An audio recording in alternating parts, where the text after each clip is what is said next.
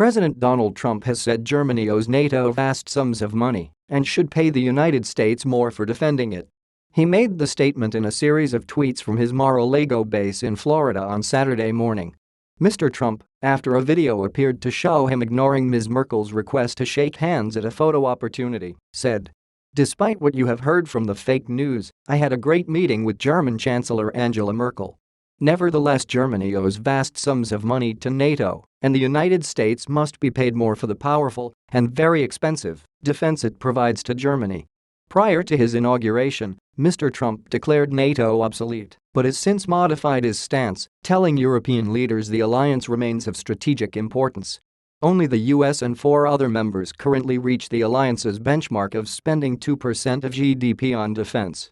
Germany spends 1.3%, but this is being increased. And Mr. Trump said during the chancellor's visit he was encouraged to see Germany increasing the figure. He said, "Many countries owe vast sums, and it is unfair." James Mattis, the U.S. Secretary of Defense, told European leaders at a NATO summit in February his country would moderate its commitment to the group unless member states put in more money. Mr. Trump has come under increasing pressure over his sensational claim, made on Twitter, that Mr. Obama had Trump Tower under surveillance around the time of the election last year. On Thursday, the Senate Intelligence Committee said it had no indications that was the case. At the time, he said, "No longer can the American taxpayer carry a disproportionate share of the defense of Western values. Americans cannot care more for your children's security than you do.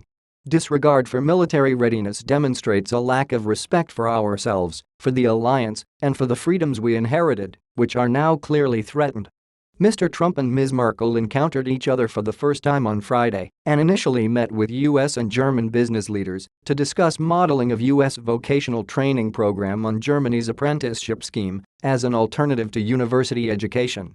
At a joint press conference, Mr. Trump was asked about his stance on global trade and a bilateral agreement with the EU.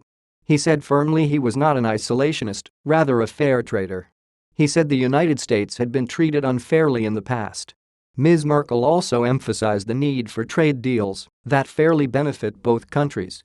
"That is the spirit I think in which we ought to be guided in negotiating any agreement between the United States of America and the EU," she said.